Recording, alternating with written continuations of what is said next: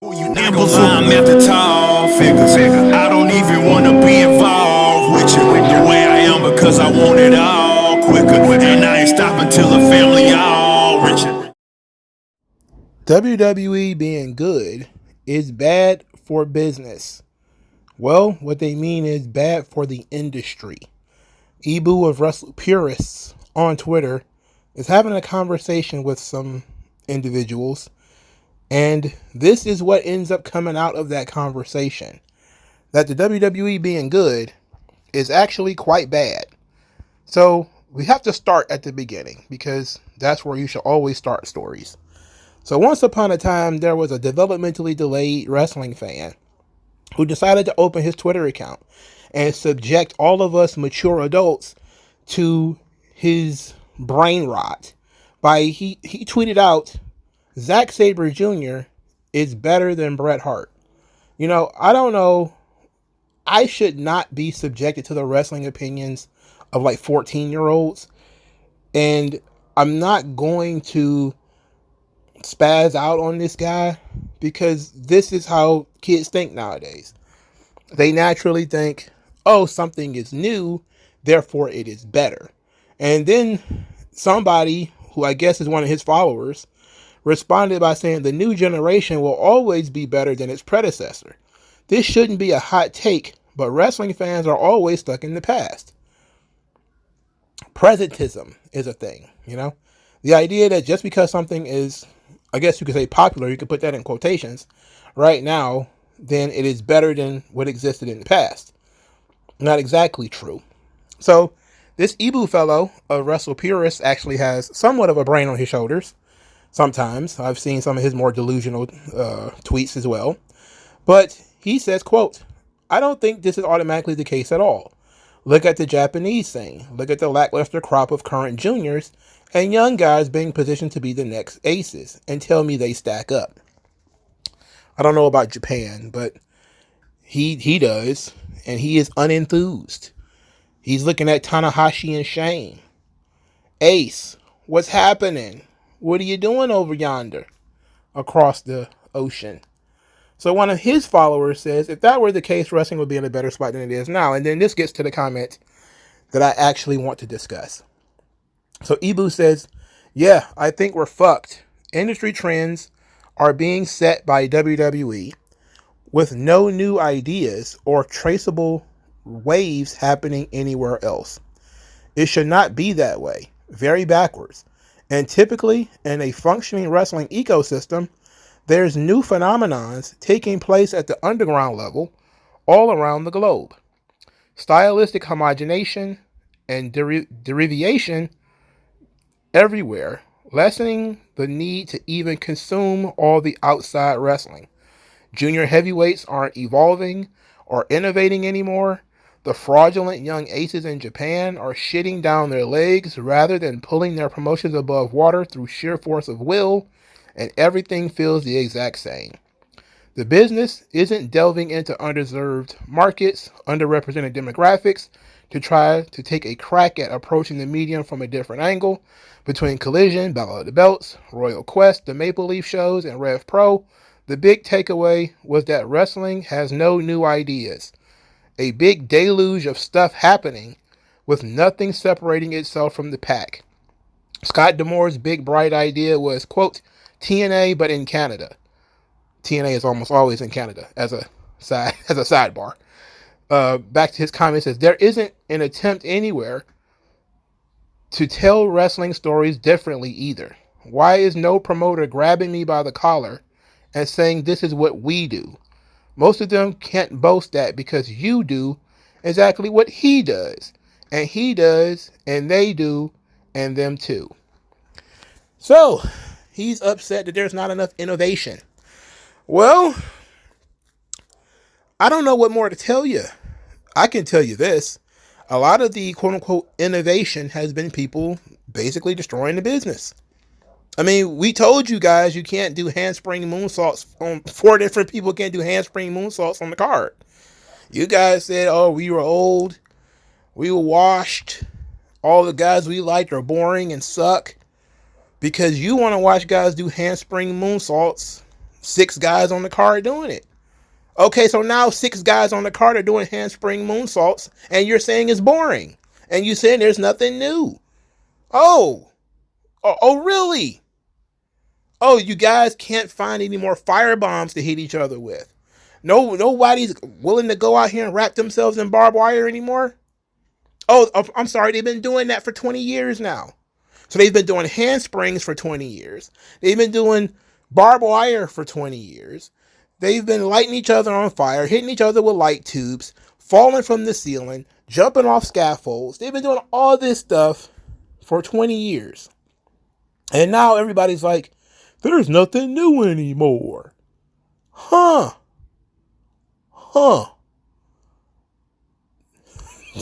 To my great surprise, you've blown everything out of the water because every show has to be the biggest, most grandest physical special of all time. And now you got nothing. I'm not surprised at all.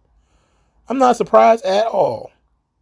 Now, to my real argument on this issue, part of that is because of AEW. Because AEW has taken a lot of what was underground and made it mainstream.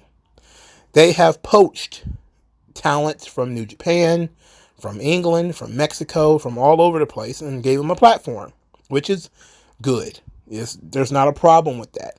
But AEW is not ECW. ECW was underground, where it was a step up, and it helped people break into the United States, especially if you were Mexican or something like that, or Japanese.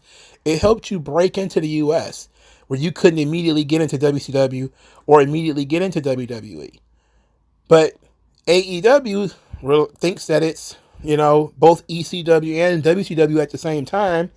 So they do things like barbed wire death matches. They do things like, Ricochet and Will Ospreay. And then they have these things multiple times per week. So you see these shows, and again, a bunch of dudes doing handsprings, all the Sammy Guevara stuff that they do every week, Spanish flies off the top rope. None of this stuff is special anymore. You've seen it all before. Of course you're going to get bored with it. Of course eventually it's going to cause problems. So what do you think? The one place that is not about doing all that stuff has peeled back the product that now the biggest thing in wrestling is telling stories with the microphone. That's it. Not anybody jumping off, not neck bumps. Who can take the biggest superplex on their neck off the top rope, tiger suplex on the floor? It's people being involved in characters and personalities, which is what wrestling should have always been about in the first place. But you guys have consistently said wrestling should be guys falling on their head. It should be guys doing moonsaults, 450s, and falling on their head. You've seen it all. You've seen Jack Evans jump off the cage already. You've seen Teddy Hart do similar things over the course of 20 years. You consume so much wrestling, which is also a part of the problem, that you consume too much of this stuff. You would get tired of pizza if you had to eat it every day. Stop watching all of this stuff. That's part of your problem right there. Your wrestling diet is too diverse. Stop watching all this stuff. You watched Battle of the Belts. Why? There was nothing going to happen on that show that you needed to see. You watched these New Japan shows. Why? Why are you watching this stuff? Nothing's happening on these shows. So that's another problem. You want to be one of these guys who watches everything, follows everything. And what it does is it burns you out. You watch, consume too much of this stuff, so you've seen all this stuff already. I'm not going to agree and say that, there's some great underground wrestling going on over here. No. Because 99% of all wrestling is doing what somebody else has already done anyway. Everybody is born with the same 2 arms, 2 legs, 2 eyes, ears, etc. That stuff can only go in so many different directions. Psychologically, however, it can be very different. And that's what people have been saying for years should have been the storytelling mode. How could you tell stories differently psychologically? Instead, we've got who could take bigger bumps, who can kick out of the biggest move, how many 450 splashes and shooting star presses can you do, how many weapons could you hit somebody with, how much blood can you spill, and then you find out that there's a limit to that. Then you find out where you were never supposed to have 22 hours of wrestling in your diet per week. Go outside. All right? Go outside. Go read something else. Go watch something else. Get away from all this wrestling. Just get away from it. Maybe you'll have fresh eyes and you'll be able to see something a little bit different if you stop watching all this stuff. I never enjoyed wrestling more than when I cut stuff out of my diet. Because if I'm forced to sit here and watch everything, I'll hate everything. So I don't watch all that crap. There's no point to it. That's why I don't understand why these people who hate WWE watch it. Save your energy for stuff that you actually like. I don't talk about New Japan because I don't like New Japan. Even back in the day, 10 years ago, when Kenny Omega was on, well, not even 10 years ago, it was more like 6 years ago, when he was supposed to be a big deal, 99% of those New Japan cards were boring as fuck. 6-man tags and tag team matches with no discernible reason for occurring other than this faction's fighting this faction. And then occasionally you would get a big singles match that might actually matter. But for the most part, it was 4 hours of tag team bullshit. I cut that shit out of my diet. I'm not watching this. That way, guess what? I'm actually interested when they do watch this stuff on Daily Motion. Hey, it is actually interesting. But if you have to sit down and watch the entire show, oh, pitch posh, I'm not doing that. You gotta be kidding me. My favorite way of watching Ring of Honor was buying the DVDs. I'm talking about the collections, like the Samoa Joe or the CM Punk. I'm not about to sit here and watch this whole fucking show. No. You gotta be smarter than that. You gotta go a la carte. You can't go buffet style. You can't just put everything on your plate. You don't get full. But if you pick around, you get what you want. There's too much wrestling on TV now. And a lot of it is featuring the same guys that you already seen. That's what this whole thing about Maple Leaf Wrestling, you know? Oh, they about to have this really big show. I'm like, who's new on there? Oh, you're doing Speedball Mike Bailey, who I can see in TNA, versus Takeshita, who I can see in AEW. Who's new on this card? Nobody? I'm not watching. There's no need for me to watch it. I don't care how it's supposed to be a big deal. It features nobody new. It features nobody I've never seen before. Does it feature a match that I'm interested in? I'll wait for that match to end up on YouTube. I'm not about to sit here and watch 4 hours of people I don't want to watch on a normal day anyway. It's common sense. Use your common sense. But ultimately, he came to the conclusion that WWE being good is bad for the business. I guess he means the industry. Well, I question whether WWE is good. I'll put that in quotations. Let's just say better than it was a year or two ago. I think it's fair to say it's better than it was in 2020. You know, I guess you could say it's better than it was in 2019. It was easily better than it was in 2019.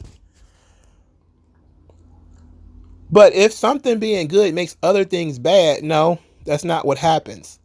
What happens is those things are bad. Nobody has ever said, this rock band being great makes all the other rock bands suck. This rapper being great makes all the other rappers suck. Nobody thinks about music that way. Nobody thinks about movies that way. Nobody thinks of comic books that way. Nobody thinks of any other art form where you doing something good makes other people worse. Nobody thinks about these things that way because it's not true. Wrestling is objectively not good. And a lot of it is because of the kind of stuff that has been championed by the Meltzer crowd and the hardcores, the cage match readers, the wrestle purist guys for 15 to 20 years now. Bigger bumps, less personality, higher jumps, no personality, fire, blood, death, no personality, no psychology. Of course it's flat. Of course it is. And now you got more of it than you ever asked for before. Good luck.